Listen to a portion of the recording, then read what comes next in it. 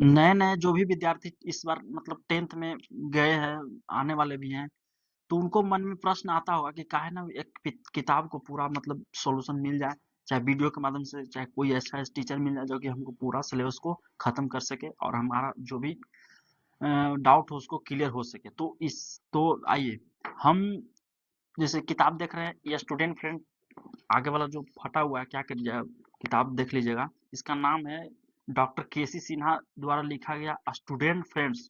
Student friend, इसको किताबे के नाम रख दिया केसी ने, स्टूडेंट फ्रेंड। इससे दोस्ती करिएगा ना, स्टूडेंट मतलब विद्यार्थी और फ्रेंड मतलब दोस्त। विद्यार्थी इस किताब से अगर दोस्ती कर लिए तो समझिए कि 10th में एकदम 100 में 100 लाभ देगा। कैसे?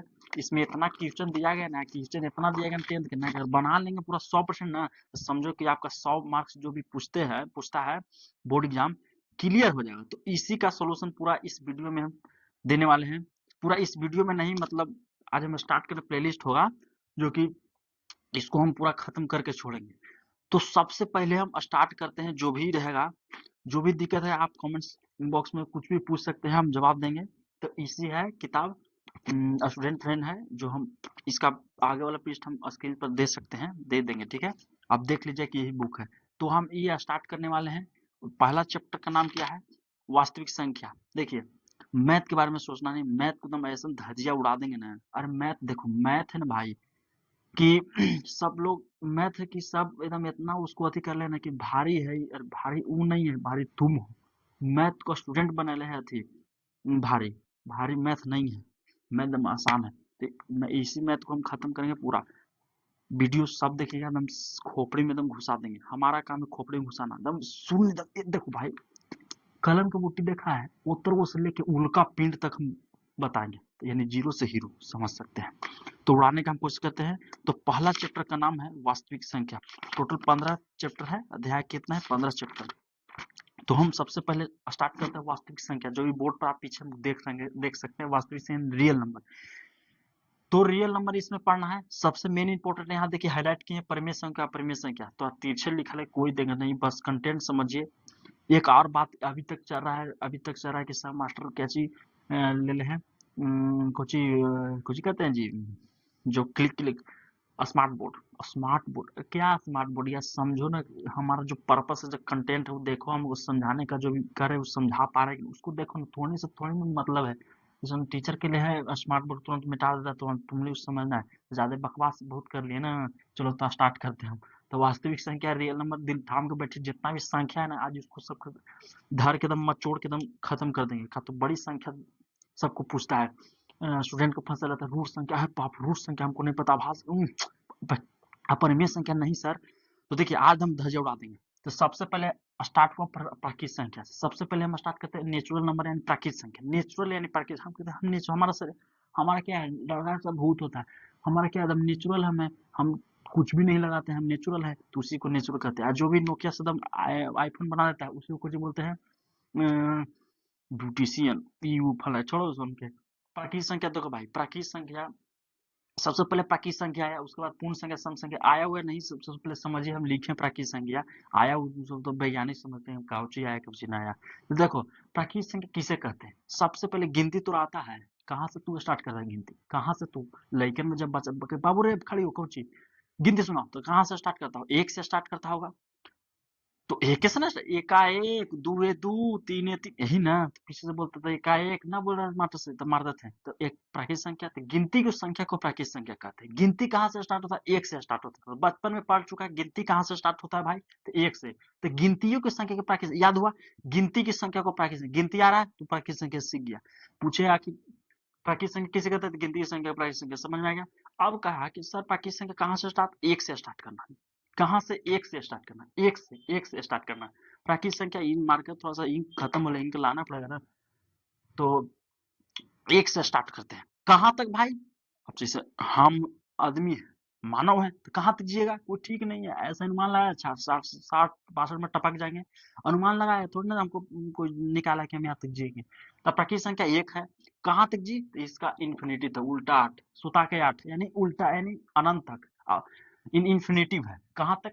तू बुढ़ाई हो जाएगा ना भाई, तीन चारों पुस्त, कितनों तुम्हारा पुस्त पुस्त बाय पुस्त लिखेगा ना, तो थोड़ी ना तुम लिख पाएगा प्राकृतिक संख्या, नहीं लिख पाएगा प्राकृतिक संख्या कि कितना है, यानी इसको अनंत है। अनंत सबसे छोटी प्राकृतिक संख्या एक, पूछे कि सबसे छोटी प्राकृतिक संख्या एक और सबसे बड़ी प्राकृतिक संख्या अनंत है।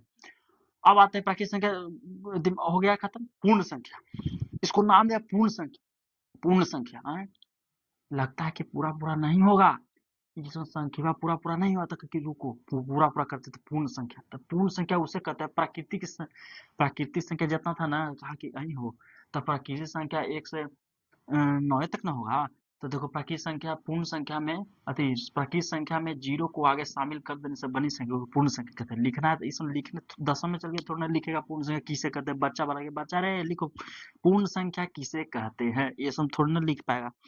तो क्या हो जाएगा प्राकृतिक पूर्ण संख्या में कि प्राकृतिक संख्या के आगे जीरो को शामिल कर देने से या बैठा देने से, लिख देने से, इनपुट कर देने से बनी संख्या को क्या करेंगे, पूर्ण संख्या कहते हैं। ये खुल गया यार, थोड़ा सा रुक जाइए, बहुत हार्ड है, लगाने दीजिए थोड़ा सा। चलो हो गया। तो पूर्ण संख्या 0 1 2 3 4, इसी पूछे पूर्ण संख्या कितना है, तो पूर्ण संख्या अनंत है, इसको भी पूर्ण संख्या अनंत है, यानी सबसे छोटी पूर्ण संख्या 0, सबसे छोटी पूर्ण संख्या 0, ठीक है, सबसे बड़ी संख्या अनंत, कोई नहीं निकाल पाता। अब कहेंगे सम संख्या इवन नंबर और विषम संख्या ओड नंबर। इवन मतलब सम ही ना होता है, शायद सम होता है। तो सम संख्या और विषम संख्या, सम संख्या उसे कहते हैं कि कहता कि नहीं हो सम बहुत संख्या तो बहुत सारा है, कोई कैसे पहचान, जैसे कोई मान लीजिए कि तुम्हारा तुम्हारा मान लीजिए 10 लड़का है और सबके नाम रख देते कि हो 10, कहिए हम सब बेटा पढ़ता है, अरे हो सब 10 पढ़ता है ना ना, ये वो लगता है कि दिन भर साला खेलते रहता है, वो फ्री फायर को उधर के मारो मारो रतियों में मारो मारो कुछ तो करते रहता है, डर जाते हैं हम सोते सोते हैं, तो सबके अलग अलग काम है। तो वही कहा कि प्राकृतिक संख्या उतना मनी है, पूर्ण संख्या उतना मनी है, कुछ अलग निकालो ना। तो सम संख्या कहा ना कि देखो जो दूर से करतू ना उस सम संख्या ठोक दिया कि हाँ अब की तू सही ने बताया है कि हाँ ये बेटा वहां पर तेज है, तब ओकरे से दोस्ती करे वैसे ही दोनों बहुत मनी अनंत है, तो अनंत है कैसे सम संख्या किसे कहते हैं, जो दूर से कट जाए, जो दूर से पूरा पूरा कट जाए उसे सम संख्या, हाँ अब की तू सही बताया। तो सम संख्या उसे कहते हैं जो दूर से पूरा पूरा उड़ा देवे, सम संख्या कहते हैं। और फिर कहा तो ठीक है, विषम संख्या किसे कहते हैं, तो जो दूर से न कटे, जो दूर से न कटे विषम संख्या। अब देखिए दूर से एग्जाम्पल अपने से सीख जाओ ना, दूर से जो कौन 4 6 8 10 100 ये सब दूर से कटने वाली संख्या सम संख्या है। और विषम संख्या जो दूर से नहीं कटे, क्या 3 से कटता है, 3 कटता है दूर से नहीं, दूर से भाग देंगे नहीं कटेगा। 9 कटता है दूर से नहीं कटेगा, नहीं कटेगा। क्या 15 कटता है दूर से नहीं कटेगा। तो सम संख्या उसे कहते हैं जो दूर से भाग देने पर न कटे उसे सॉरी सब विषम संख्या उसे कहते हैं जो दूर से भाग देने पर नहीं कटे उसे विषम संख्या कहते हैं। सम संख्या उसे कहते हैं जो दूर से भाग देने पर पूरा पूरा उड़ा दे उसे को विषम संख्या सम संख्या कहते हैं, सम संख्या कहते हैं। तो 1 2 3 4 चारों के इनकाउंटर कर दिए, लाइव टेलीकास्ट इनकाउंटर हो गया। अब आप पांचवा में धनात्मक संख्या, क्योंकि इसमें तो जान गए कोई जिसके मन में नेगेटिव तो होता होगा, जैसे जैसे थोड़ा बच्चा पढ़ रहा है, ठीक है पढ़ रहा है, तो उस माइंड में नेगेटिव नहीं है कि बेकार है इसमें पढ़ना, ना ना वो एकदम एक्टिव रहता है, कभी कभी आ जाता तो कभी तो उसे माफ कर देते, तो वैसे ही है धनात्मक संख्या। ऋणात्मक संख्या कि ठीक है तो बतिया सही कह रहा है कि नेगेटिव पैदा तो जरूर होता होगा, ऐसा नहीं कि मतलब दिन में हमेशा पढ़ते ही रहो उसको भी, लेकिन कंट्रोल करता होगा। तो वही कहा कि धनात्मक संख्या उसे कहते हैं जिसके आगे प्लस लगा हो, ऐसा प्लस धन धन धन धन धन, यानी धनात्मक संख्या जिसके आगे कुछ लगा प्लस, धन का मतलब प्लस होता है, जिसके आगे कुछ लगा प्लस तो उसे कुछ बोलेंगे धनात्मक संख्या। तो कहीं सर तो कहे कि सर कैसे बता देंगे, तो देखो ए बाबू थ्री लिखल नहीं हो तो थ्री के देखो सबसे पहले समझो कि कोई भी अंक के संख्या के आगे उसका चिन्ह निर्धारण होता है। चिन्ह, इसका चिन्ह क्या है, कुछ नहीं तो प्लस। याद रखना एक चीज दिमाग में रखना कि कुछ नहीं तो प्लस, कुछ नहीं तो आगे कुछ प्लस। तो 3 के आगे कुछ लिखल है प्लस, 3 एक कुछ धनात्मक संख्या हो गया। सर 1000 के कुछ लिखल हो आगे बाबू नहीं, तो कुछ प्लस छुपा रहता है, तो कुछ हो गया 1000 धनात्मक संख्या। अब समझ में आ गया, जो भी संख्या मतलब नॉर्मल लिख दीजिए 5 6 7 8 9 सब धन संख्या, कुछ धन संख्या कि ऋण क्या है तो उल्टी प्लस के माइनस, इसमें माइनस आ जाएगा, कच्चा जाएगा माइनस आ जाएगा। तो जो संख्या के आगे माइनस लिखल हो उसी को धनात्मक सॉरी ऋणात्मक संख्या कहते हैं। समझ में आ रहा है ना, एकदम भेजा में घुसाने कष्ट करेंगे, समझिएगा पूरा एकदम आसान से, ठीक है। तो ऋणात्मक संख्या उसे कहते हैं कोई भी संख्या के माइनस ले लो, कोई भी संख्या के माइनस लगा दो, लो 50 ऋणात्मक संख्या हमर सर जी पढ़ल तने माइनस लगा देना है, अब मार देना है। आ चैनल के देखिए सब्सक्राइब सब करते रहिए, ठीक है। तो -50, 50 क्या है, माइनस लग गया धनात्मक, माइनस ठोको धनात्मक, प्लस ठोको ऋणात्मक। उल्टी का बोल दी, हाँ उल्टी बोल दी है, इसी से धरना है, हम उल्टियों बोलते हैं ज्यादा। क्लास में थोड़ा सा बच्चों को पढ़ाते तो अथी याद हो जाएगा कि कोई कोई पढ़ाते पढ़ाते कोई खाली चेहरा देख ले या दिमाग में हाँ चले के आज बर्थडे उसका पार्टी मना रहा है, खाली हमारा देख रहा है तो हम जान के बोलते हैं कि गलती, ताकि लेकिन खुद को धरता है। तो सॉरी इसमें भी बोला गया, सॉरी थोड़ा सा। चलिए, तो जिसके आगे माइनस तो ऋणात्मक संख्या हो गया, जिसके आगे प्लस तो धनात्मक संख्या हो गया। समझ में आ गया? आगे बढ़े, चलो बढ़ते। अब पूर्णांक संख्या, क्योंकि ठीक है बाबू तू तो ऐसे कर रहा है, फिर वो पूर्णांक संख्या पैदा तू कर दिया हो। चलो तो एकरो लाओ उड़ा ही देते हैं, दिखाई दे रहा है? हाँ दिखाई। तो पूर्णांक संख्या किसे कहते हैं? कि ऐसे न हो तो ये दोनों के गुणा में कसो जी, ये दोनों धनात्मक और ऋणात्मक को गुणा में कसेंगे तो कचो पूर्णांक संख्या। इसमें डिफिनेशन बोल देगा, इसमें तो लिख दीजिएगा। सम संख्या किसे कहते हैं? वैसी संख्या जिसमें 2 से भाग देने पर पूरा पूरा कटे, सम संख्या विषम संख्या उसे कहते हैं जिसमें 2 से भाग देने पर पूरा पूरा न कटे, उसे विषम संख्या कहते हैं। ऋणात्मक संख्या धनात्मक संख्या उसे कहते हैं वैसी संख्या जिसके आगे प्लस छुपा हो, वैसी संख्या जिसके आगे प्लस लगा हो उसे धनात्मक संख्या कहते हैं। ऋणात्मक वैसी संख्या जिसके आगे माइनस लगा हो उसे ऋणात्मक संख्या। पूर्णांक संख्या उसे कहते हैं, आइए पूर्णांक पे, पूर्णांक संख्या उसे कहते हैं ऋणात्मक संख्या और ऋणात्मक संख्या और धनात्मक संख्या के शामिल कर देने से, यानी मिला देने से बनी संख्या को पूर्णांक संख्या कहते हैं। यानी इसमें प्लस भी होगा और माइनस भी होगा, प्लस भी होगा और माइनस भी होगा, प्लस भी होगा और माइनस भी होगा। जैसे -6 प्लस 8, -10 -20, -60 70, ये सब क्या है? Plus minus. इसको बोलेंगे क्या? पूर्णांक संख्या बोलेंगे। क्या चीज बोलेंगे? दिखाई नहीं दे रहा है?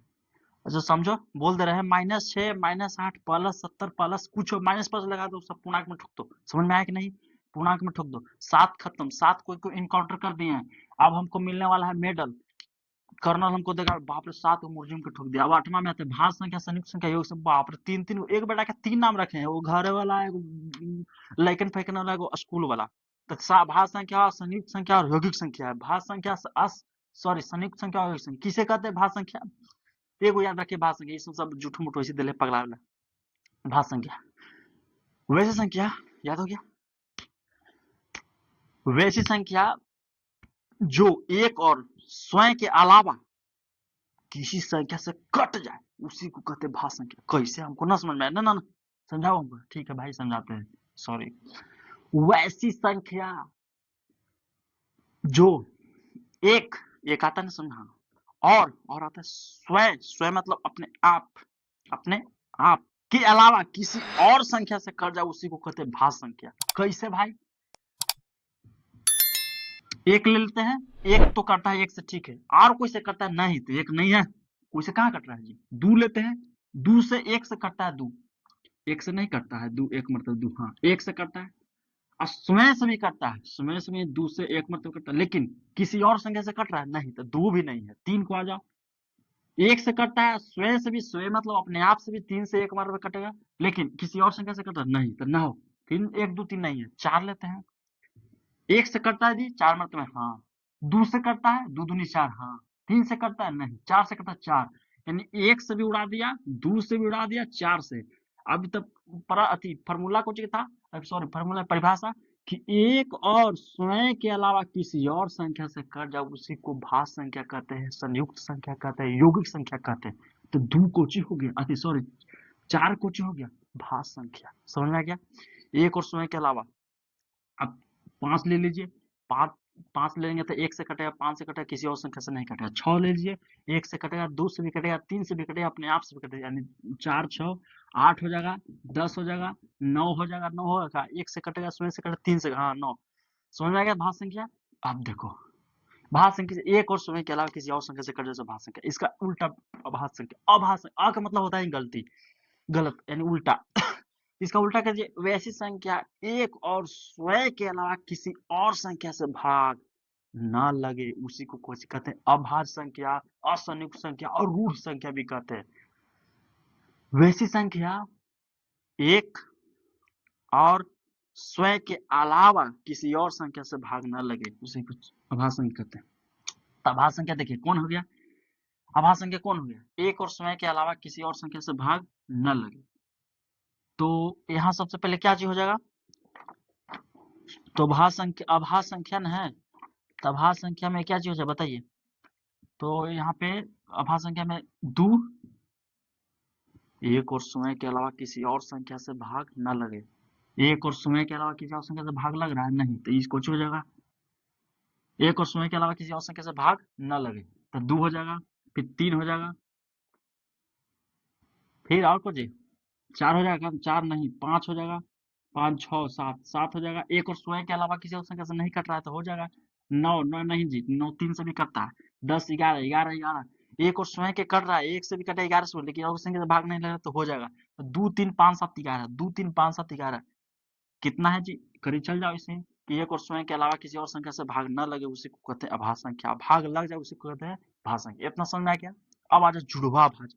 जुड़वा का मतलब दुगो, क्योंकि बच्चा होता है जुड़वा, तो जुड़वा का मतलब दुगो। तो इसको कैसे याद करेंगे कि जिन दो संख्याओं के जिन दो आभास संख्याओं के जिन दो आभास संख्याओं के बीच का अंतर अगर 2 हो, बीच का अंतर कितना हो, अगर 2 हो उसे जुड़वा आभास संख्या कहते हैं। जैसे याद हुआ प्रश्न अथी परिभाषा?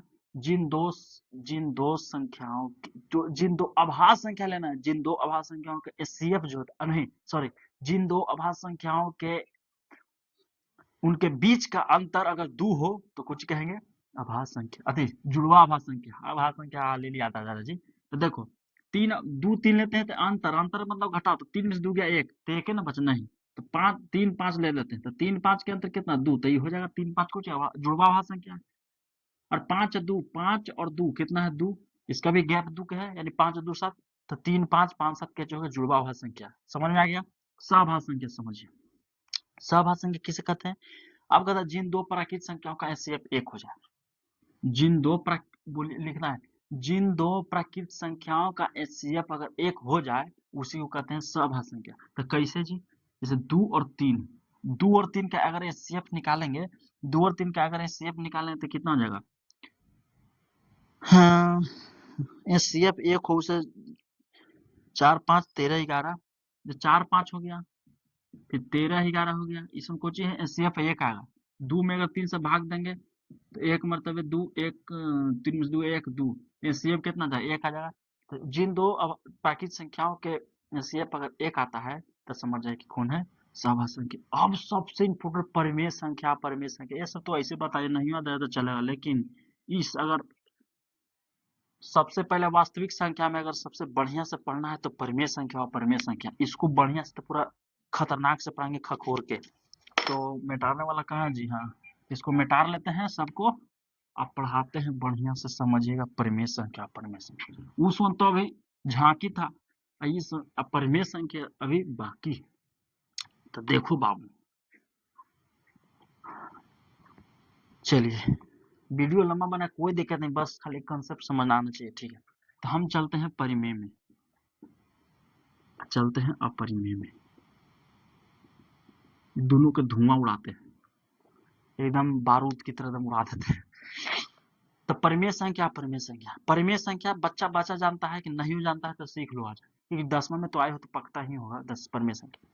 वैसी संख्या, इसको लिखना पड़ेगा क्या? वैसी संख्या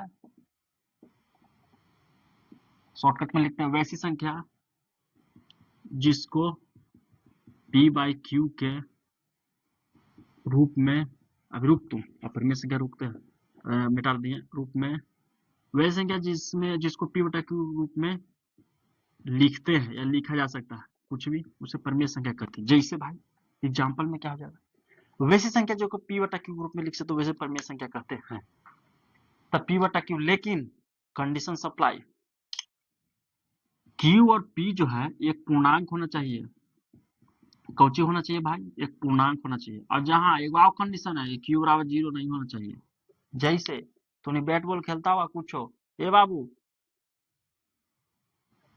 कोची भुला तो कि ये खेलते थे जी, 2 गो बाउंस बॉल जाएगा तो 9 गो रन कर देंगे, ये नियम है। जैसे अंतिम में बाबू एगो प्लेयर बच्चे आउट हो जाएगा, उसको रन ऑफ कुछ नहीं रहेगा। और कुछ कुछ नियम है कि स्टेट में मारेगा अगर उड़ा के तो आउट हो जाएगा, मतलब कुछ कुछ नियम है, तो यहाँ नियम है कि वैसी संख्या है जो p बटा q के रूप में लिखते हैं, लेकिन तो p और q काहे लिए जी? बात तो सही, p और q इसलिए नहीं है कि p और q एक पूर्णांक होना चाहिए। पूर्णांक हम धज्जियां उड़ा चुके हैं पीछे कि पूर्णांक किसे कहते हैं, जिसमें धनात्मक और प्लस धनात्मक और ऋणात्मक दोनों हो। तो धनात्मक ऋणात्मक दोनों हो, यानी प्लस भी हो माइनस भी हो। तो -3 -6 है, +6 है, तो ये धनात्मक ऋणात्मक हो गया, ये धनात्मक हो गया। और 6 और 3 पूछे थे, एक प्राकृत संख्या भी है, एक पूर्ण संख्या भी है कि नहीं है? अब सम संख्या भी है, विषम संख्या भी है, ठीक है। तो पूर्णांक समझ में आ गया। तो क्यू और पी, की और पी और क्यू क्या होना चाहिए? एक पूर्णांक होना चाहिए। और जहां क्यू बराबर 0 नहीं होना चाहिए बाबू। तो अब देखो अब समझ जाए। तो जैसे 5 है, 5 एक कोची है, 5 एक परिमेय संख्या। कैसे भाई? इसको p बटा q के रूप में लिख सकते हैं। कोई भी संख्या के नीचे कोची एक छुपा रहता है, कोई भी संख्या के बट्टा में एक छुपा रहता है कि नहीं? तो कोई भी संख्या के बट्टा में एक छुपल है, ठीक है। तो 5 बटा 1 हो गया, कोई बात नहीं। तो 5 बटा 1 छुपल होता है। अब देखो यहाँ ये p के मान हो गया और ये q के मान हो गया, p के मान हो गया और ये q के मान हो गया। p के मान 5 और q के मान 1। तो देखो p कोची है, p यहाँ कोची कहा था कि एक पूर्णांक है। सब मास्टर पढ़ा देता है ना कि p बटा q के रूप में लिखा जा सकता है, बतेबे नहीं करता कि कोची p और q कोची है, कैसे है कि नहीं। चलो समझो ध्यान से। तो p जो है पूर्णांक है, 5 पूर्णांक नहीं है। कैसे सर? नहीं हो, p जो है पूर्णांक किसे कहते हैं? जो धनात्मक ऋणात्मक हो। तो बताओ p 5 पूर्णांक नहीं है कैसे? धनात्मक संख्या है। 5 है, प्लस में लिखा धनात्मक संख्या है। और q एक भी है धनात्मक संख्या। तब तो हो गया 5 बटा 1 पूर्णांक अति परिमेय संख्या। क्लियर हो गया। अब कहेंगे रूट 4 बटा 2 सर। तो रूट 4 के वर्गमूल निकाल लीजिए, ये भी एक अति परिमेय संख्या है। तो 4 रूट 4 के वर्गमूल 2 है, 2 से 2 खत्म, 1 1 को चाहिए 1 बटा 1 लिख सकते हैं। तो पूर्णांक अति सॉरी पूर्णांक खाली याद आ जा रहा है। परिमेय संख्या याद हो गया हमको। परिमेय संख्या है। अब कुछ लेगा। अब कहेंगे सबसे इंपॉर्टेंट है सर 2 बटा 0। बतावा तो नहीं 2 बटा 0 कुछ होता है? कहते कि एक आप बताइए बा 0 बटा 10 लग रहा है कि नहीं? ऊपर लिखे पड़ेगा। चलो 0 बटा 10 बतावा 2 बटा 0 एक परिमेय संख्या है और 10 बटा 0 बटा 10 परिमेय संख्या है कि नहीं? ये रे बोला हमरे से तोड़ रहा, हमरे चलवा हमरे फरिया रहा। चल देखो, तब देखो यहाँ कुछ कहा था बाबू P बटा Q बराबर 0, यानी Q के मान 0 बराबर देखिए काट दिया है, यानी Q के मान 0 नहीं आना चाहिए। तो क्या 0 है Q के मान? हाँ, और नहीं आना चाहिए। तो ये हो गया कौची? अपरिमेय संख्या, यानी परिमेय संख्या नहीं है, ई है। यहाँ Q बराबर 0 नहीं है, Q बराबर 0 नहीं है, 10 है, सही है। लेकिन P के कंडीशन नहीं था कि P बराबर कुछ हो रहे, तो ये है परिमेय संख्या। यानी 0 बटा 10 क्या है? एक परिमेय संख्या। और 2 बटा 0 क्या चीज है? एक अपरिमेय संख्या, यानी परिमेय संख्या नहीं है। तब समझ में आ गया कि कोई भी अगर नीचे अगर 0 है बट्टा के, अगर बट्टा के नीचे 0 हो तो क्या चीज हो जाता है? परिमेय संख्या नहीं होता है। और ऊपर होता है तो परिमेय संख्या होता है। बताइए परिमेय संख्या पूरा कस के समझ में आया कि नहीं? अब वर्गमूल वाला है कि वर्गमूल किसी का भी वर्गमूल अगर निकल जाए तो समझ आए कि परिमेय संख्या। रूट 16 का वर्गमूल निकलता है, रूट 225 निकलता है, 625 निकलता है। तो ये सब कच्चे से परिमेय संख्या। एक अब आते हैं अपरिमेय संख्या में। इतना समझ में आ गया? पी जहां पी और क्यू के पी और क्यू है तो पूर्णांक होना चाहिए बा, वो याद रखना क्यू बराबर नोच को 0। अब चलते हैं अपरिमेय संख्या में। हाँ चलो भाई अब समझिए अपरिमेय संख्या। अपरिमेय संख्या, अपरिमेय संख्या किसे कहते हैं? खोपड़ी में खोपड़ी खोलिएगा, डालेंगे, पैक कर लीजिएगा। अपरिमेय संख्या उसे कहते हैं जिसको p बटा q के रूप में, p बाई q के रूप में नहीं लिखा जा सकता। कहे?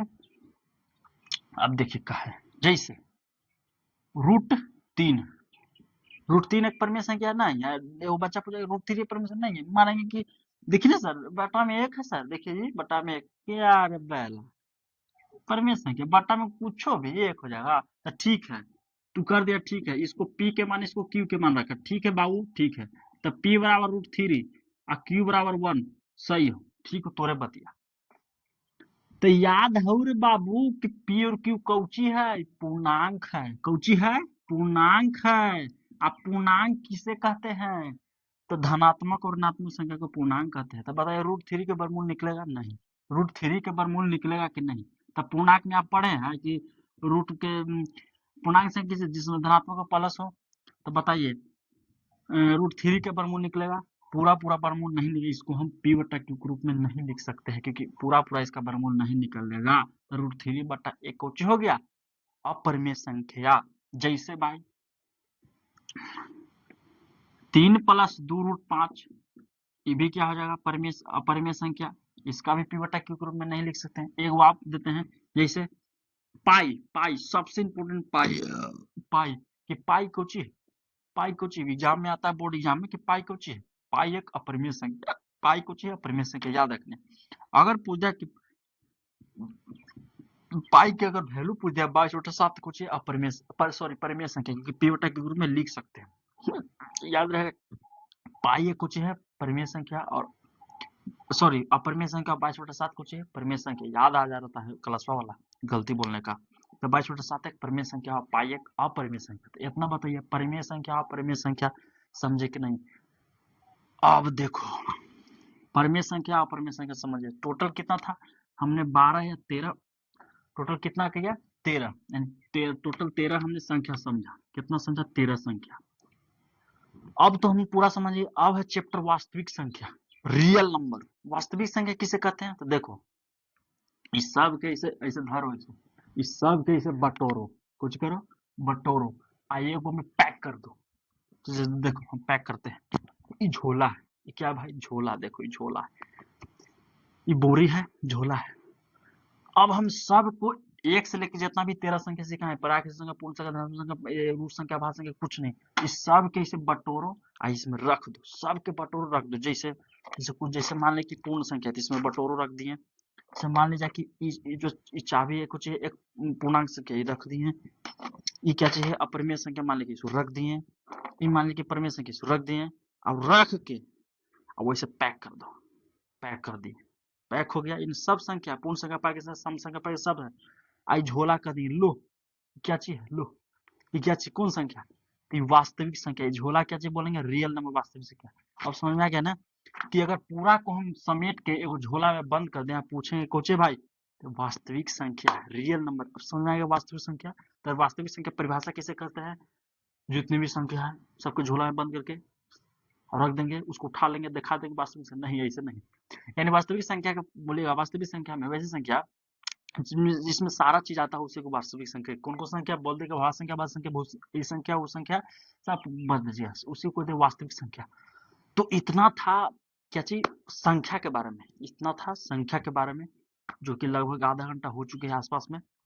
तो इतना हम बताएं, पूरा जितना भी टोटल था कितना संख्या के बारे में बताए हैं।